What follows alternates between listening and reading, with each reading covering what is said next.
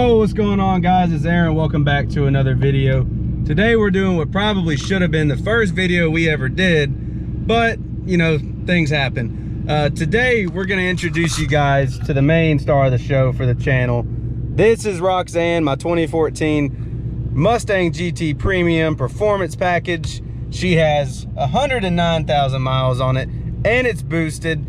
First things first, we're going to take it over to the car wash, get it nice and clean, and deal with a bratty girlfriend. So we'll catch you guys over there.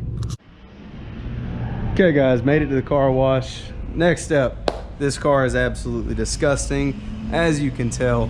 So we're gonna give this thing a quick wipe down, get everything looking right, then we're gonna go find a parking garage and see if we can't get a good walk around for you, tell you a little bit about it, and maybe if you're lucky we'll do a couple of pulls. I know weather's a little chilly out today, so car should be running pretty good, but step one, let's get it nice and clean.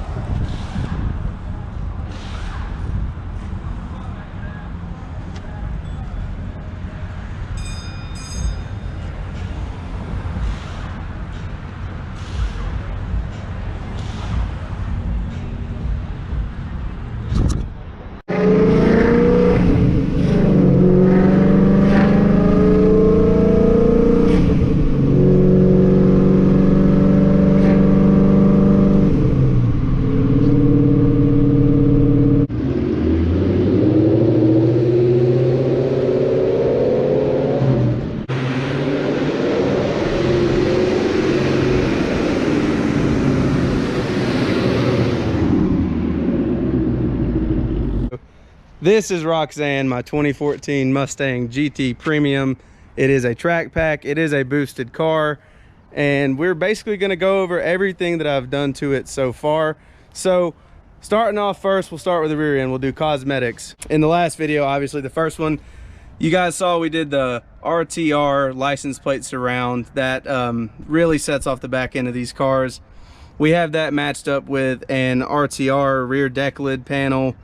I get questions about this all the time. This is a GT500 spoiler with a Z01 add-ons wicker bill. So moving on, we've got Morimoto XB taillights. These came from Modify My Stang. If you want to set off the look of your 1314 and don't want to stick with the stock taillights and want to go to more of a Euro style, highly recommend these. Install was a breeze, took me maybe 20 minutes tops, no wiring involved. It's strictly bolt in and you're good to go. Moving down, we have a GT500 rear valence and of course Corsa quad tip extremes. Actually not entirely sure where you can get these anymore, probably Hypermotive. I'm sure you guys will tell me in the comments you can still get them everywhere. I actually bought these off Facebook Marketplace, found them, they were there for about 6 hours and couldn't pass them up. Too good of a deal. So really that's about it for the rear end of the car. As you can tell, we have 5% window tint all the way around. This was done locally at Fast and Friendly ATL. Hit them up, they have great prices. Wheel setup, we have 20-inch niche Essen or Essen, however you want to pronounce it, and they are wrapped in Nito NT 555 G2s, both front and rear. Being honest, these tires in the front are great. Car corners like a dream. It should do everything you want it to do, but with the power that this car is putting down, let's be honest, these babies aren't cutting it. So looks like we're gonna have to put a drag setup on the back of this car for sure. Always got to have the Snowman 5.0 side splitters on these cars. It completely sets off the look. Moving on to my favorite part of the car, the front end. As you guys know, 1314s are notorious, in my opinion at least, for having some of the best looking front ends that Ford ever produced. You know, stock, they do look good, but we had to go ahead and throw the GT500 front end conversion on this car. Shout out to my buddy White Venom 50 on Instagram. He actually painted this for me. He did a fantastic job color matching. We definitely couldn't be a poser and leave that Cobra emblem up here. We went ahead and put a Howler badge on there. You can get this, you know, anywhere. CJ Pony Parts, LMR, you know the deal.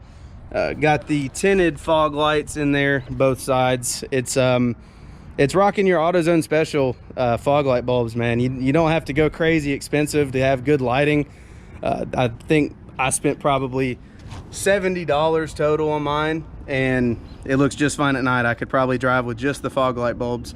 When we got the supercharger, it was kind of a combo deal. We had the Paxton 2200 setup thrown in, and he threw in this brand new Anderson Composites hood. So this, I can't tell you the model. I'd be lying if I told you. I've never seen one on a 1314 car, but to me it looks great. It pops in the sun. It really adds an aspect to this car that you don't get too often. Moving on to the roof wrap, this is VRD Customs on Instagram. This is their forged carbon fiber vinyl pattern. Hit them up, they have great prices. Was installed by my buddy Cato Customs in Atlanta. I'll drop his Instagram in the description below. Can't beat him. You know, he's got some experience. I won't say where he got the experience from, but if you know reputable rappers in Atlanta, I think you can probably guess where he got his experience. So that pretty much does it for the outside of the car. Let's go ahead and move on to the inside before we jump into the motor. All right guys, moving on to the interior. We have a full carbon fiber dash kit from Dyna Performance. This has been a very hot topic recently in the Mustang community as to whether or not that this is durable stuff to put in your car. I will tell you first and foremost that I have had zero issues with it so far. No bubbling, peeling, anything like that. It is real carbon fiber. So if you guys are looking at changing your interior a little bit, I highly recommend reaching out to the folks over at Dyna and getting yourself a set of interior panels. You know, the pricing's really good comparison to real carbon fiber panels. You're looking at a couple $100 as to where, you know, you're still in the couple $100 ballpark with this, but nowhere near actual carbon fiber panels. I do have a sponsor code down in the description. It'll be Aaron10. It'll save you 10% off of your order at Dyna Carbon. So be sure to go check them out. Moving on in the interior, we do have Brom Racing seats.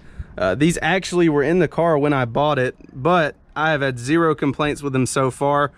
Actually just recently picked up a partnership with Brom Racing, hence the harness bar in the back. We still don't have the harnesses hooked up. Waiting on a couple more pieces to come in from Brom. These are the Elite Series, I believe. Don't quote me on that. They are soon to go though. Brom hooked it up. We have the Oru Series seats coming next month sometime. They're on back order currently. You know, you get what you pay for when it comes to seats. You can go Corbeau or something like that. I highly recommend Brom. They're steady rising in the seat market. The inserts up here again were custom painted by my friend White Venom 50. Check him out on Instagram. He does fantastic work painting anything you need for your car. Just shoot him a message and I'm sure you guys can get something worked out. That pretty much does it for the interior. Hopefully we'll get a carbon fiber steering wheel in here soon.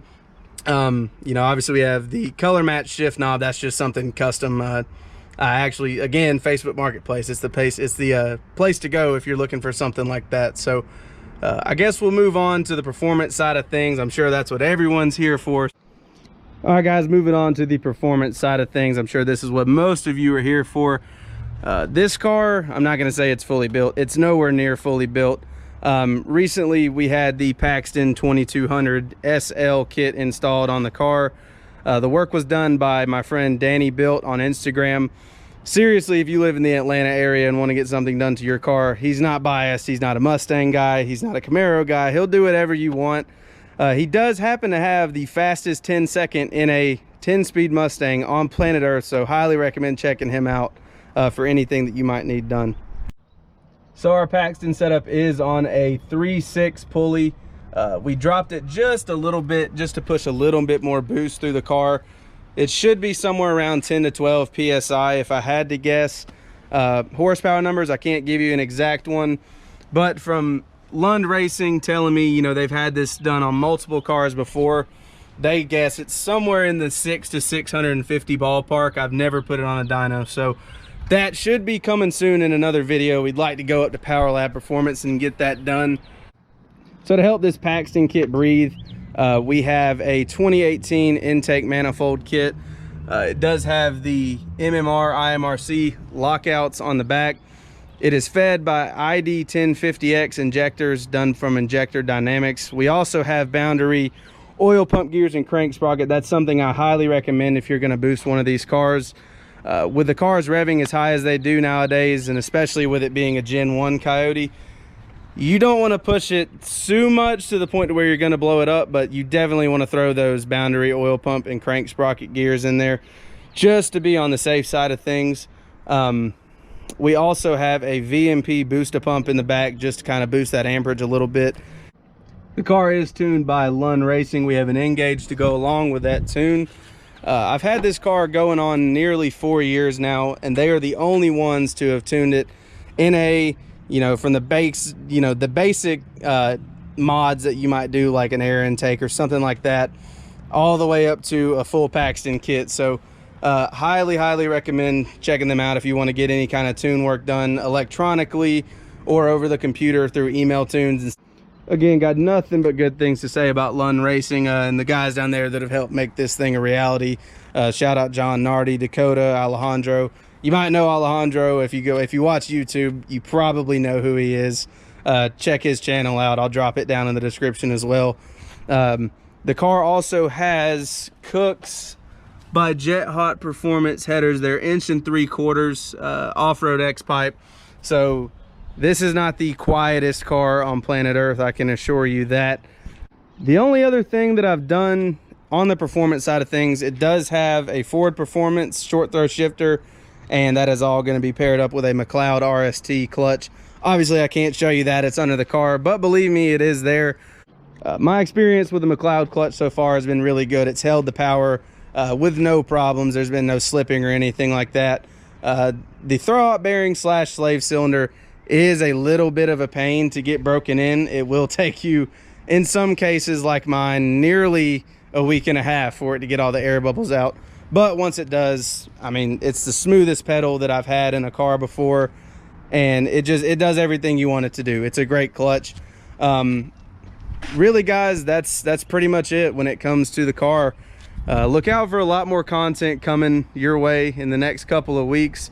Got a lot of plans with this car, so stay tuned. Thank you guys for watching as always, and we'll see you guys in the next one. All right, guys, as promised, I said I'd give you a pull at the end of the video, weather permitting, so we'll see. Let's see if second and third can hook up.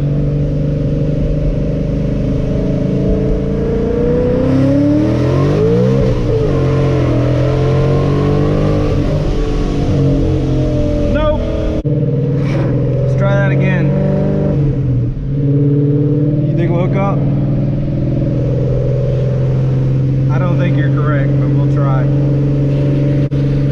Make sure there's no cops. Always make sure there's no cops. The day you don't make sure there's cops, there'll be cops.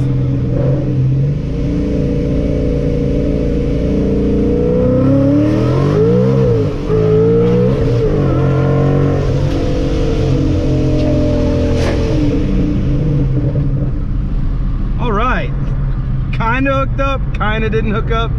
Rate that 1 out of 10. 10.